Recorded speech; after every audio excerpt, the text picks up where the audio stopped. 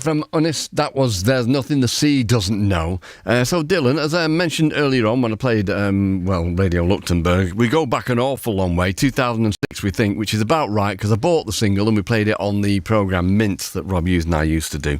And then you went through, I told you needed to change your name, and you did have to eventually because I'm always right. To you. Yeah, and racehorses. And here you are now running your own band. And so, YNYS translates to English as Island. Can you tell me what the pertinences of that, please? Good question. There isn't really a lot of background behind it. I needed to have a name. I didn't want to call it Dylan Hughes. But it's sort of, it's grown on me, which is... good, because we've been using it for about 3 years now. Yeah, and you've also called your first album the same thing, haven't you? That's it. So apparently, So after Racehorses, you took a break from music. Why was that? Were you kind of briefly disillusioned? Not really. But yeah, Racehorses and Radio Luxembourg had sort of been, such a big part of my life, and kind of, I think going for about 10 years. So I felt, time for a bit of a break, let real life happen a bit afterwards. But because you do actually become, in a strange way, you become a little bit institutionalised, don't you, when you're in a band? Yeah, I think so, it was great. Had, some of the best times ever in that band. But I think I needed a bit of a break before starting what would become YNYS. Yeah, okay. And you moved to Aberystwyth, back to Aberystwyth? I did, fairly recently. Well, I say recently, probably about 2 years ago now, but Okay, and again, what was that for? Was that just to make a break from it? Was that part and parcel of the same thing of you moving on from Racehorses and setting up your own thing, like a fresh start kind of thing?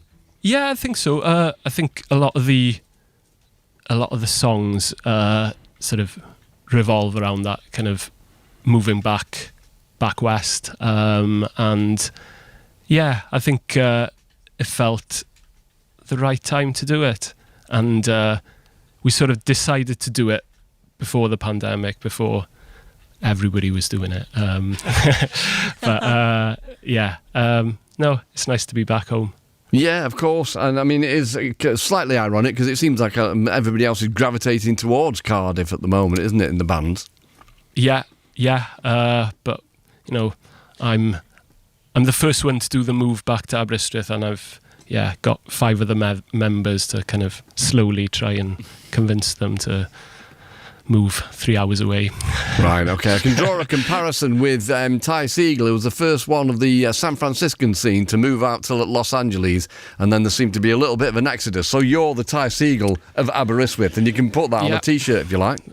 Don't you worry, I will. Okay. And so I read, and I can hear it, but just particularly with Newid, which I had not spotted before, influences of Kurt Weill in there, but also Ennio Morricone. And listening to Newid just then, with all the chords that you were playing and the backing vocals, it was very on Ennio Morricone.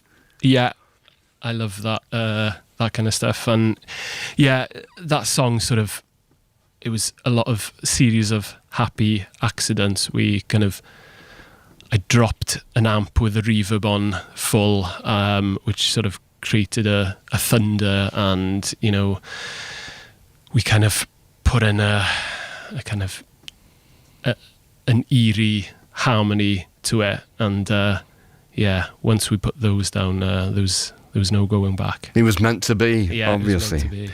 Okay, so the album is out on the 4th of November on Libertino Records. It is, yeah. Excellent. You've got some dates coming up, which I'll read out later. I've only actually got, 1, 2, 3, 4, 5 dates in front of me. Does that sound about right?